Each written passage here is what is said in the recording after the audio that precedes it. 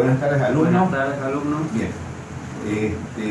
Para empezar el tema, vamos a hablar de que América podemos ver que existe un gran dinamismo, sobre todo en el movimiento en los sectores económicos, ya sea comerciales o industriales. De hecho, debiera importarse el tema que vamos a trabajar hoy en esta clase, que se relaciona justamente con esta imagen que tenemos aquí. A ver, ¿alguien me puede más o menos describir o decir qué dicen qué se puede observar en esta primera imagen? Un tren en la ciudad, profe. Muy bien. Es un tren, pero hay que diferenciarlo porque este es un tren de carga, porque hay diferentes tipos de trenes. Este es un tren de carga y no un tren de pasajeros. Bien, hasta ahí. Y en esta segunda imagen, ¿qué pueden observar? Un camión en medio de las montañas. Bien, bien. Es un camión de transporte también, porque hay diferentes tipos de camión, pero este camión es de transporte. Muy bien, hasta ahí vamos bien. Bien, en la clase de hoy vamos a ver un tema que está relacionado justamente con estas dos imágenes que ustedes acaban de describir, y este tema sería los sistemas de transporte. Vamos a ver las características de estos sistemas, los diferentes tipos de sistemas de transporte y cómo sirven estos para el análisis de la geografía. Muy bien, ahora vamos a pasar a definir qué son los mismos. Acá tenemos la definición que nos dice que los sistemas de transporte consisten en el desplazamiento, ya sea de personas o de bienes, por el medio físico. Estos sistemas de transporte facilitan lo que sería la movilidad, como veníamos diciendo en la introducción, más que nada en los sectores económicos, como son el sector comercial y el sector industrial, y también dotan de accesibilidad a los diferentes espacios, ya sea de un país o de una región. El sistema de transporte es muy importante para la comunicación, en este caso entre las poblaciones, ciudades o países, depende de la escala que tengamos que trabajar. Sí. Como venimos viendo, aquí también nos dice que tiene cierta importancia, ya sea en el desarrollo económico o social de las poblaciones. Bien, como explicábamos anteriormente el profesor y explicábamos anteriormente, el sistema de transporte tiene gran importancia en la economía, en toda la escala que se puede tratar, ver como ejemplo la escala regional, nacional y global. Por citar en un contexto actual que estamos viviendo en esta época de pandemia, podemos decir que varios sectores industriales de la Argentina quedaron estancados por decisiones gubernamentales, pero quedaron solo en función a aquellos que se creen que son imprescindibles, entre ellos el transporte, sobre todo de alimentos. Entre otras cosas, también tenemos que entender que el transporte es un sector económico de gran importancia estratégica, porque contribuye a mejorar la competitividad del país y porque apoya también el desarrollo de las actividades en sectores como la industria, por solo citar aquellos que tienen mejor peso en el tejido productivo de la economía. Desde ahí viene la importancia que representan estos sistemas de transporte en la economía de un país. Y no tan solo en la economía de un país, porque más adelante veremos el ejemplo del Tratado de Libre Comercio de Norteamérica y vamos a ver que estos sistemas de transporte tienen influencia y mejoran la competitividad también en los casos regionales, como es el tema de la integración de Estados Unidos, de Canadá y de México. Más adelante vamos a ir analizando este tema. Esto que acabamos de ver nos da a entender que en una economía globalizada, en una economía mundial, que la podemos explicar más bien de relaciones de las distintas economías de los países entre sí, o sea, de interrelaciones, es muy importante prestar atención a estos sistemas de transporte.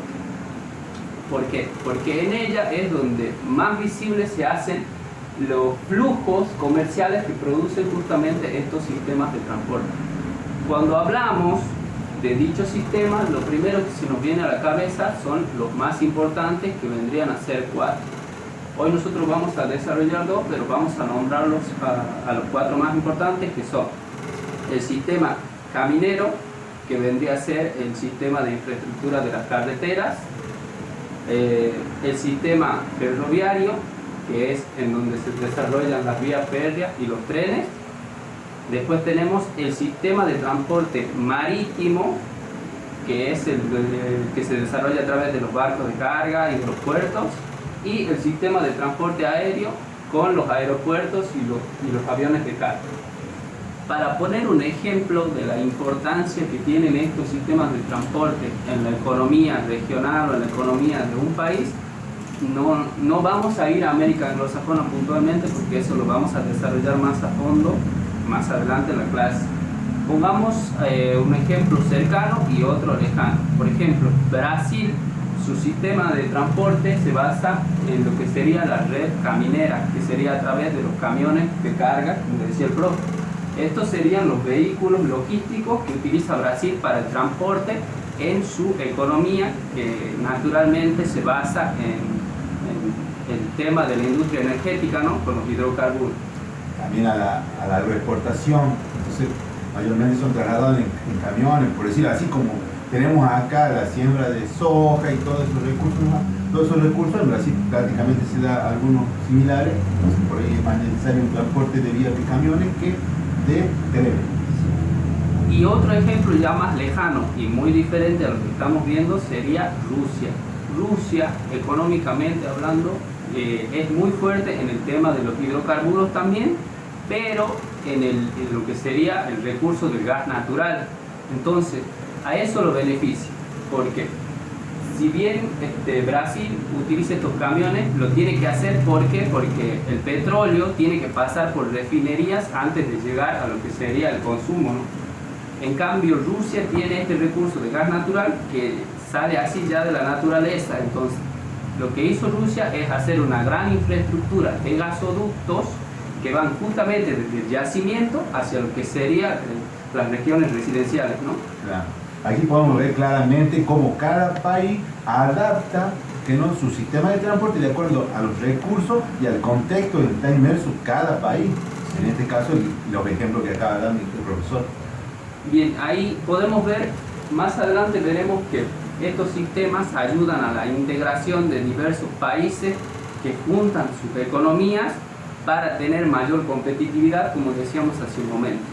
Quiero que presten atención a lo que acaba de mencionar el profe, porque ahora vamos a pasar al análisis del sistema de transporte en América anglosajona. ¿Alguno de ustedes recuerda qué países abarcan lo que es América anglosajona?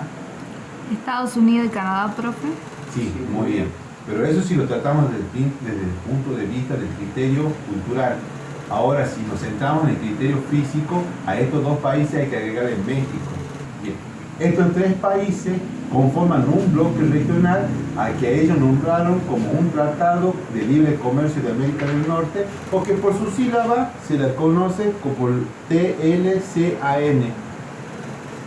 Y que estos países mantienen relaciones comerciales, políticas, a través de las redes de transporte, que entre las principales redes utilizadas para esta comercialización y las actividades económicas nos encontramos con las redes ferroviarias y camioneras, como explicamos anteriormente.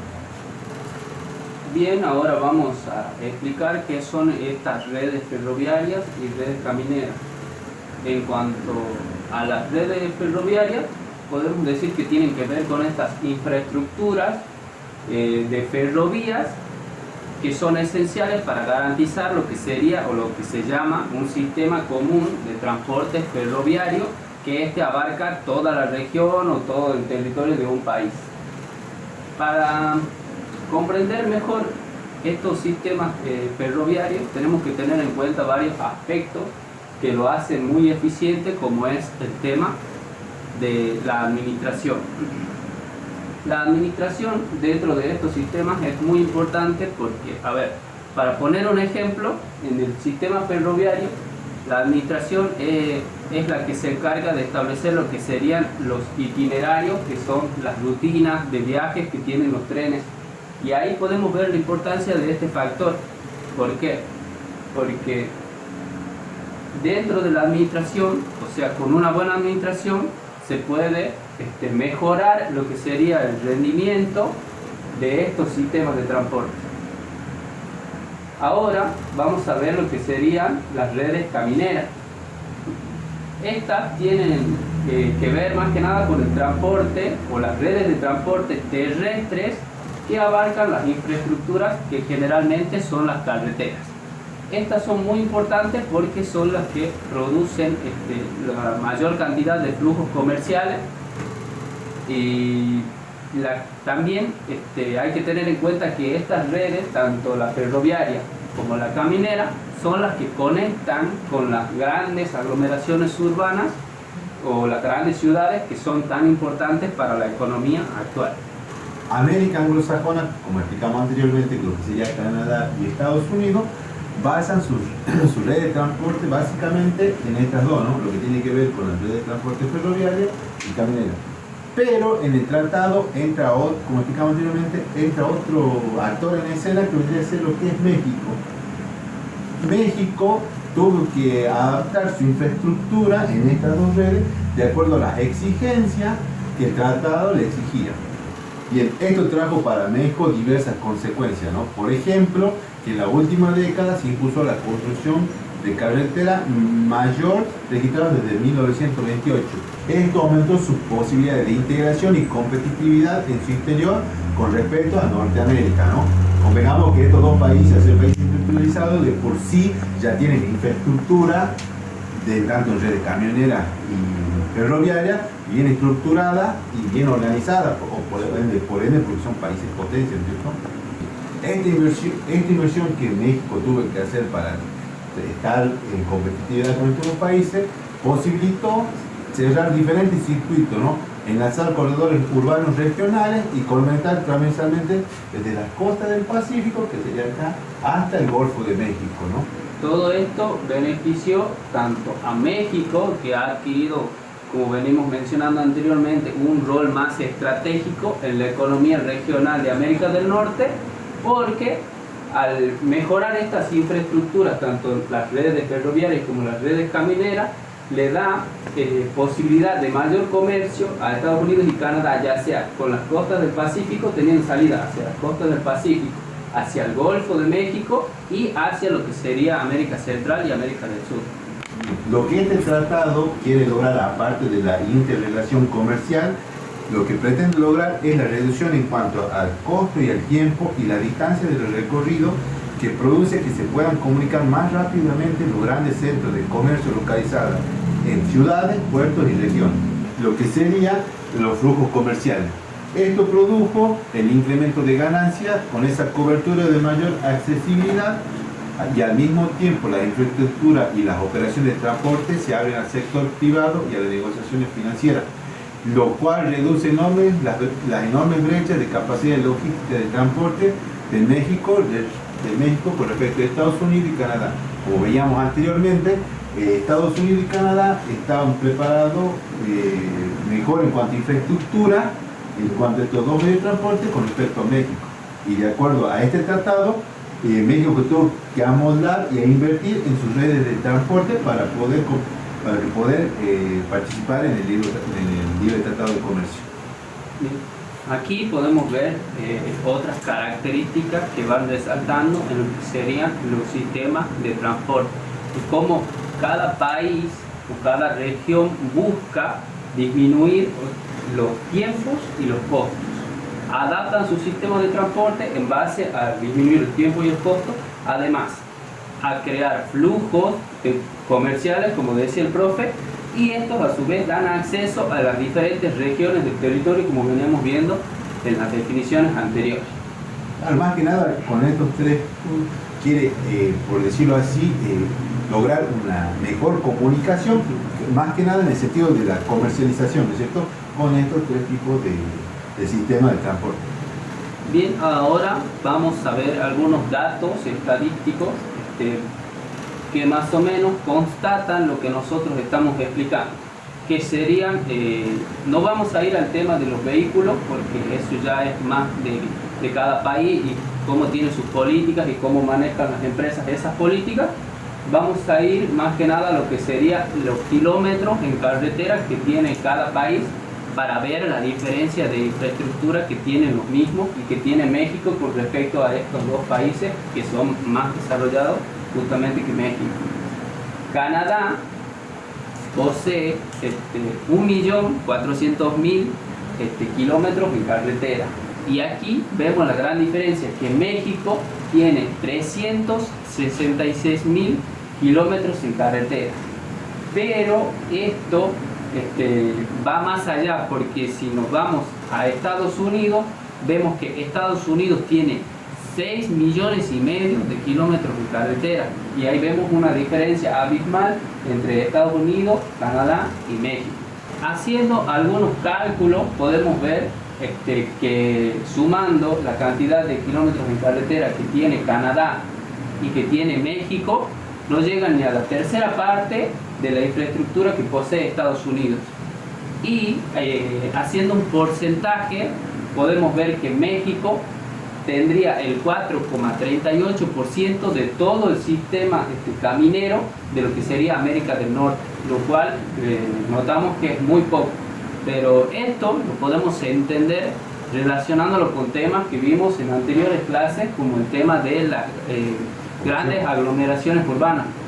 Porque nosotros vimos ahí que las principales megalópolis de América se encuentran en Estados Unidos, que eran Boswatch, Tiflis y San Sam. Estas megalópolis son las que explican justamente la gran cantidad de infraestructura que tiene México, porque veíamos que una de las principales cosas que daba a la formación de estas grandes aglomeraciones urbanas era el tema de infraestructura, de transporte y de comunicación, que estos son los que permitían la comunicación de los diferentes espacios urbanos. Aquí podemos ver, vamos a ver más adelante, cómo México adquiere, como venimos viendo, un papel estratégico para Estados Unidos y para Canadá en lo que sería la integración en el comercio, ya sea regional o mundial. ¿Por qué? Porque México, con poco kilometraje de carretera, puede conectar lo que es el Golfo de México con el Océano Pacífico. Y aquí vemos, vamos despacio, ¿van entendiendo hasta ahí? Sí, profe. Aquí podemos ver varios factores. Quiero que entiendan lo que les voy a explicar. Vemos que Estados Unidos y Canadá en el espacio están dispuestos de lo que sería de forma horizontal, lo cual no les permite con tanta facilidad conectar el Océano Atlántico con lo que sería el Pacífico. Por el contrario, México tiene una disposición vertical, lo cual le permite, como venimos diciendo, con poco kilometraje, conectar y tener salida para el comercio en estos dos sentidos. Y ahí entra en juego otro sistema de transporte, que es el sistema marítimo, justamente. Como le explicaba el profe, el sistema de transporte no tiene que ver con la cantidad de población y con el territorio. Podríamos analizar que Canadá, el territorio es más grande que Estados Unidos, pero Estados Unidos cuenta con mayor cantidad de kilómetros de carretera y en vías férreas que Canadá, pero tiene que ver más que nada con la estrategia de transporte. Estados Unidos tiene más población, por ende tiene que tener mayores vías férreas y carreteras. Para que esta población justamente circule sobre el territorio. Pueden comunicarse mejor. Bien, y ahí vemos ese papel de puente, se podría decir, que tiene México para estos dos países que son Estados Unidos y Canadá. Puente para conectar con el Pacífico, con el Golfo de México y también con el subcontinente de América Central o América del Sur. Bien. Con esto que acaba de explicar el profe, podemos tener en cuenta lo que habíamos explicado más antes, de que con la firma de este tratado, ¿no?, Estados Unidos y Canadá están más preparados en cuanto a infraestructura y estratégicamente que México. Pero con las inversiones que tuvo que realizar México, estos tres integrantes fueron beneficiados. Y a su vez facilitó que estos tres países que conforman América del Norte tuvieran mayor integración en la economía global. O podemos citar el ejemplo hoy en día que estos dos países, gracias a este tratado, hoy en día son potencias, están dentro de los 8 países más industrializados, y sobre todo Estados Unidos, que yo creo que debe ser el país más industrializado en todo el mundo, ¿no? Bien. Ahora me gustaría que nos centremos más en lo que tiene que ver el sistema de transporte de vías férreas, ¿no?, los cuales podemos encontrar grandes beneficios en comparación con otros sistemas de transporte, ¿no?, como por ejemplo esta, ¿no?, lo que tiene que ver con las redes camineras. Por ejemplo, uno de los grandes beneficios es el menor consumo de energía, además de la reducción de costo y de tiempo y de traslado, ¿no?, entre otros, porque por ejemplo se encuentra tonelada y cantidad de insumos que quieran enviar a otras comunidades o a otros lugares, en el sistema de transporte de vía férrea es mayor. Claro, esto se ve en ambos sentidos, tanto en lo que sería el sistema de transporte ferroviario en cuanto a trenes de carga, como dice el profe, se cuenta con menos costos y el tiempo también baja, y también es lo mismo para el sistema de transporte público, porque se puede llevar mayor cantidad de pasajeros en un menor tiempo y, como ya venimos viendo anteriormente, con una mayor organización con el tema del itinerario. A ver, nosotros queremos dar un ejemplo que tiene que ver con Canadá, justamente en cómo ha ido adaptando su sistema de transporte vía férrea, de acuerdo a lo que explicaba el profe anteriormente, ¿no? Que tiene que ver con el tema de infraestructura de acuerdo a la población. Si tenemos en cuenta, vamos a ver en estas imágenes, que cómo Canadá disminuyó su sistema de vía férrea. Ajá, desde 1978 al 2020. Esto tiene que ver con el factor estratégico y con el sector económico industrial. Bueno, aquí podemos ver cómo va evolucionando, en este caso, el sistema de transporte ferroviario de Canadá, y se puede decir que hay una disminución, pero esa disminución es estratégica en cuanto a los factores que venimos manejando de costos y de tiempos. Ellos se centraron más en lo que serían ciertas vías de redes ferroviarias que eran estratégicas para lo que serían las actividades económicas.